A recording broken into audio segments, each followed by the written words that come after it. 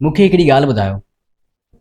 पंहिंजे ज़हन में कंहिं अहिड़ी महारत बाबति सोचो जेका तव्हां हमेशह खां सिखणु चाहियो पिए। का ॿोली, गुफ़्तगूअ जो को ख़ासि अंदाज़, या का जिस्मानी वर्ज़िश, या नज़म व ज़ब्त।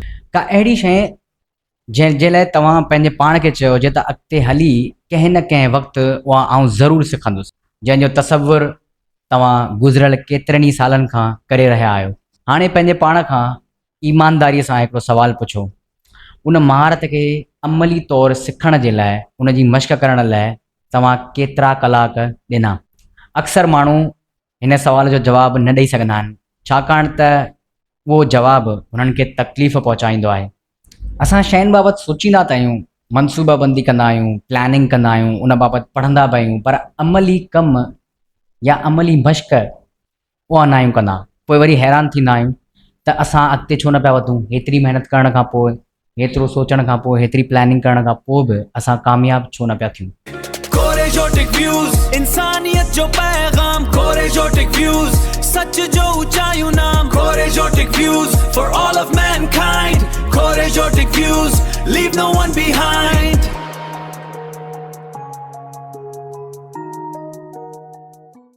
सभिनी ॾिसंदड़नि खे कोरेजोटिक व्यूज़ में भलीकार। आउं आहियां मुश्ताक कोरेजो। अॼु आउं इंसानी तरक़ी ऐं उनजी कुवत बाबति ॻाल्हाइणु चाहियां थो, जंहिंखे सभ खां वधीक नज़रअंदाज़ या घटि सम्झो वेंदो आहे। उहो न त जज़्बो आहे, न त मोटिवेशन आहे, न त टैलेंट आहे, न ई का ज़हानत, सिर्फ़ु ऐं सिर्फ़ु प्रैक्टिस, जंहिंखे असां अमली मश्क बि चवंदा आहियूं। हर इंसान खे कामयाबु थियण खां पहिरीं हिकिड़े पोशीदा मरहले खां गुज़रणो पवंदो आहे। उहो छा आहे, उहो तव्हांखे अॼु आउं डिटेल में ॿुधायां थो। जॾहिं असां का शुरूआति कंदा आहियूं, कंहिं प्रोजेक्ट जी, कंहिं मनसूबे जी शुरूआति कंदा आहियूं, त शुरूआति में असांखे उहो अहसासु थींदो आहे त शायदि कुझु बि कोन पियो थिए। 3 महीना लॻायासीं, 4 महीना लॻायासीं, 5 महीना लॻायासीं, पर अञा ताईं को नतीजो छो कोन पियो निकिरे। कलाकनि जा कलाक ॾेई मुस्तक़िल मिज़ाजीअ सां कमु करे रहिया आहियूं, पोइ बि नतीजा पोशीदा या न हुजण जे बराबरि छो आहिनि। इहो अहसासु कंहिं बि सफ़र जो ख़तरनाक मोड़ साबित थींदो आहे, छो त घणेई माण्हू नतीजा न ॾिसंदे कमु करणु छॾे ॾींदा आहिनि। साइंस हिन मरहले खे हिकिड़ो ख़ासि नालो ॾिनो आहे, प्लेटू ऑफ लैटेंट पोटेंशियल, यानी मख़फ़ी सलाहियत जो मैदान। उनखे सम्झण जो बहितरीनु तरीक़ो आउं तव्हांखे हिकिड़ो मिसाल ॾींदुसि। उन तरह सां तव्हां हिन खे बहितर नमूने सां सम्झी सघंदो। तसवुरु कयो त तव्हां हिकिड़ो बर्फ़ जो टुकुरु हिकिड़े कमरे में रखियो आहे, जंहिंजी गर्मी पद 25 डिग्री सेंटीग्रेड आहे। बर्फ़ ते ज़ाहिरी तौर ते को असरु न थींदो। तव्हां गर्मी वधाए 26 डिग्री कई, उनखां पोइ 28 डिग्री ते आया, पर बर्फ़ ते को बि वाज़िह फ़र्क़ु नज़र न पियो अचे। उनखां पोइ तव्हां गर्मी पद वधाए 30 कई, उनखां पोइ 31 ते बि वियो, त बि मथाछिरे ते का बि अहिड़ी तब्दीली तव्हां न पिया ॾिसो। पर जीअं ई तव्हां 32 डिग्रीअ ते पहुचंदव त बर्फ़ पघरजणु शुरू थी वेंदी। हाणे इन ॻाल्हि खे हिते सम्झणो आहे। छा 25 डिग्री सेंटीग्रेड ते बर्फ़ कोन पई ॻरी? छा 31 डिग्रीअ ते बर्फ़ कोन पई ॻरी? बिल्कुलु ॻरी पई। पर उन वक़्तु उहा बर्फ़ सॼे वक़्त में तवानाई जज़ब करे रही हुई ऐं तब्दीली सतह ते नज़र कोन पई आई। थी सघे थो त उहा सतह जे अंदरि थी रही हुई, उहा हेठां तब्दीली अची रही हुई। तेसीं ताईं हूअ पंहिंजी तवानाई जज़ब करे रही। उनखां पोइ जॾहिं तव्हां हुनखे 32 डिग्रीअ ते आंदो त पोइ बर्फ़ वाज़िह तौर ते ॻरणु शुरू थी ऐं तव्हांखे उहा शइ नज़र बि आई। त असांजो इंसानी दिमाग़ बि बिल्कुलु अहिड़ी तरह कमु कंदो आहे। यानी तव्हां महिनत कंदा रहो, पहिरीं रिज़ल्ट तव्हांखे थी सघे थो नज़र न बि अचे, पर उन कमु करण जो उहो जेको वक़्तु तव्हां ॾियो पिया, उहो वक़्तु कुझु न कुझु तव्हां में तब्दीलियूं अंदरूनी आणे पियो। उहे अंदरि तमामु तब्दीलियूं थियनि पियूं। उहे तव्हांखे ज़ाहिरी तौरु नज़र न पियूं अचनि, पर उहे कंहिं न कंहिं मोड़ ते तव्हां पंहिंजे पाण में ज़रूरु ॻोल्हे सघंदव। हाणे मुंहिंजी ज़िंदगीअ जो पंहिंजो तजुर्बो अगरि जे तव्हां सां आउं शेयर करियां त 2014 में मूं जॉगिंग स्टार्ट कई हुई, जंहिंमें आउं 7 मिंटनि में 1 किलोमीटर डोड़ी वेंदो हुउसि ऐं एतिरे क़दुरु जो 40 मिंट ताईं आउं डुड़ंदो रहंदो हुउसि। ऐं उनखां पोइ मुझे टंगुनि में इंतहाई शदीद सूर थी पवंदो, एतिरे क़दुरु जो आउं हली बि न सघंदुसि चङे नमूने। पर उन खां जे बावजूद बि वरी बि आउं डेली बेसिस ते रोज़ानी आउं जॉगिंग ज़रूरु कंदो हुउसि ऐं उहो ई पेस हुयो 7 मिंटनि जे अंदरि 1 किलोमीटर कंप्लीट करणु। आहिस्ता आहिस्ता मूं पंहिंजो स्केड्यूल मटायो ऐं हफ़्ते में 3 खां 4 भेरा जॉगिंग करण जो डिसीशन वरितो। उन खां पोइ मूं कुझु बहितर चेंजिस ॾिठियूं, जंहिंमें त पोइ जॾहिं बि आउं डोड़ंदो हुउसि, जॾहिं बि आउं जॉगिंग कंदो हुउसि त 6 मिंटनि में 1 किलोमीटर, उन खां पोइ आहिस्ता आहिस्ता 5 मिंटनि में 1 किलोमीटर ऐं पोइ हिकु ॾींहुं मूं 4.5 मिंटनि में 1 किलोमीटर रिकॉर्ड कयो। त उहो जेको 7 मिंट डेली बेसिस ते आउं डोड़ंदो हुयुसि 1 किलोमीटर में, उन मुंहिंजे जिस्म में तब्दीली आंदी पे। जॾहिं मूं पंहिंजो स्केड्यूल चेंज कयो त तव्हां ॾिसो केतिरी बहितरी आई। 6 मिंटनि में 1 किलोमीटर, उन खां पोइ 5 में, उन खां पोइ 4.5 मिंट में 1 किलोमीटर डोड़ण जी सलाहियत मूं में पैदा थी वई। साॻी तरह जेकॾहिं तव्हां तमामु घणी महिनत करियो पिया, उन जे बावजूद को नतीजो नज़र न पियो अचे त हिमत न हारायो। थी सघे थो तव्हां उन बर्फ़ वांगुरु 31 डिग्री सेंटीग्रेड ते आहियो ऐं उन डिग्री सेंटीग्रेड ते कमु छॾे या रफ़ा दफ़ा करण जी ज़रूरत कोन्हे। उनखे तव्हां कैरी कयो, उनखे तव्हां खणी हलो। थी सघे थो त चंद घणनि खां पोइ, चंद महीननि खां पोइ, चंद सालनि खां पोइ तव्हां उन मक़सद में कामयाबु थी वञो। प्रैक्टिस न सिर्फ़ु तव्हांजी कारकर्दगी बहितर कंदी आहे, पर उहा जिस्मानी तौरु तव्हांजे दिमाग़ खे तब्दील करे छॾींदी आहे। साइंसी इस्तिलाह में हिनखे न्यूरोप्लास्टिसिटी चइबो आहे।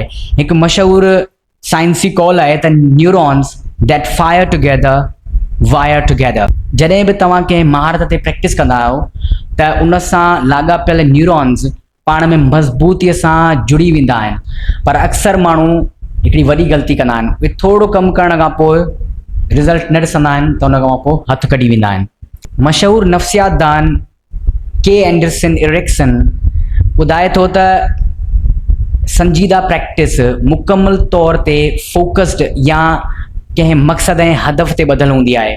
उन जो मतिलबु उहो आहे त तव्हां पंहिंजे कमज़ोरीअ जी सुञाणप कंदा आहियो, वाज़िह मक़सदु मुक़ररु कंदा आहियो ऐं नतीजनि जो जाइज़ो वठंदा आहियो।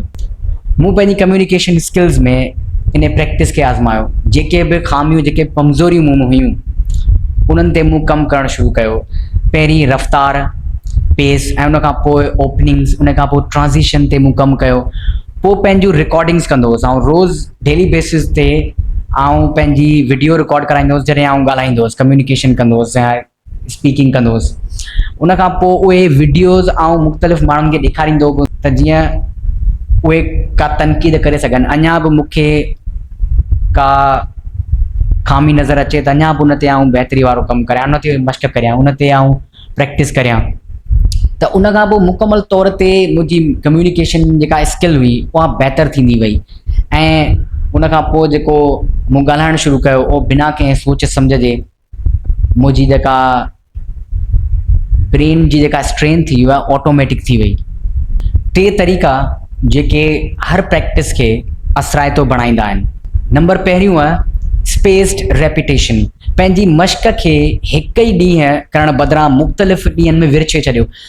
जेका शइ तव्हां हिकु ई सेशन में घणी यादि करण जी कोशिशि कंदा आहियो, उहा 48 कलाकनि में असांजे ज़हन मां ख़तमु थी वेंदी आहे। उनखे असां मुकमल तौर ते यादि न आहियूं करे सघंदा। चवण जो मक़सदु इहो आहे त अॼु तव्हां उहा प्रैक्टिस कई, वरी सुभाणे हुन प्रैक्टिस खे वरजायो, 2 ॾींहं छॾे वरी वरजायो, हफ़्तो छॾे वरी वरजायो, त उहा शइ तव्हांजे ज़हन में लॉक थी वेंदी।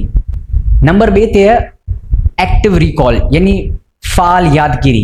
जॾहिं बि तव्हां का शइ पढ़ो था त असां कोशिशि कंदा आहियूं असां यादि करियूं। तव्हां उनखे पढ़ी करे, किताब बंदि करे, उन खां पोइ उनखे लिखणु शुरू करियो।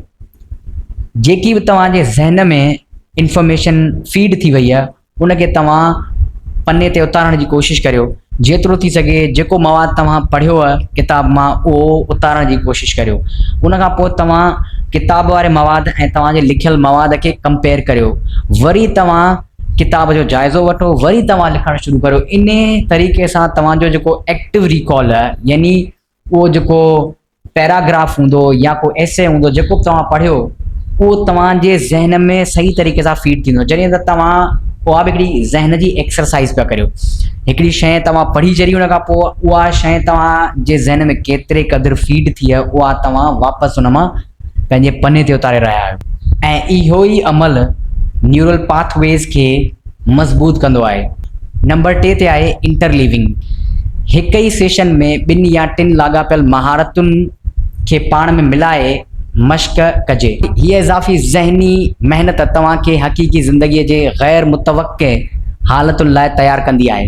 हाणे हिकिड़ी ॻाल्हि यादि रखो, जॾहिं बि तव्हां मश्क दौरान का ग़लती कंदव त उहा उन ॻाल्हि जो इशारो न आहे त तव्हां हिन कम जे लाइक़ु न आहे, पर इहा उन ॻाल्हि जो सबूत आहे त तव्हां हिन वक़्तु पंहिंजी सलाहियत जे आख़िरी किनारे ते बीठा आहियो, जिते हक़ीक़ी तरक़ी थींदी आहे। तव्हां उन करे बीठल आहियो जो शायदि तव्हां अञा ताईं मश्क जो मुनज़्ज़म, संजीदा ऐं बाक़ाइदा सिस्टम नाहे बणायो। अॼु ई हिकु महारत चूंडियो, पहिरीं सेशन लाइ हिकु नंढिड़ो मक़सदु मुक़ररु करियो। तव्हां जिते अॼु आहियो ऐं जिते पहुचणु चाहियो था, उन में फ़ासिलो टैलेंट जो कोन्हे, उहो सिर्फ़ु कलाकनि ऐं वक़्त जो फ़ासिलो आहे। तव्हां पोइते न आहियो, तव्हां सिर्फ़ु उन फील्ड लाइ, उन पोज़ीशन जे लाइ तयारु न आहियो। बसि अॻिते वधंदा रहियो। अल्लाह निगहबान। जेकॾहिं तव्हांखे मुंहिंजा वीडियोज़ पसंदि अचनि था, के ख़्याल उभारीनि था, त महिरबानी करे कोरेजोटिक व्यूज़ खे सब्सक्राइब करियो ऐं बेल आइकन खे ज़रूरु दॿायो, जीअं असां जॾहिं बि नऊं वीडियो रिलीज़ कंदासीं तव्हांजे नोटिफिकेशन में उहो वीडियो शो थींदो ऐं तव्हां उहो वीडियो ॾिसी सघंदव। काफ़ी दोस्त पुछनि पिया त तव्हांजो शॉर्ट वीडियो छो ईंदो आहे, त फेसबुक ते शॉर्ट वीडियो उन करे रखंदो आहियां जो तव्हांखे ख़बर पए त नऊं वीडियो यूट्यूब ते जारी थी चुको आहे। Thank U.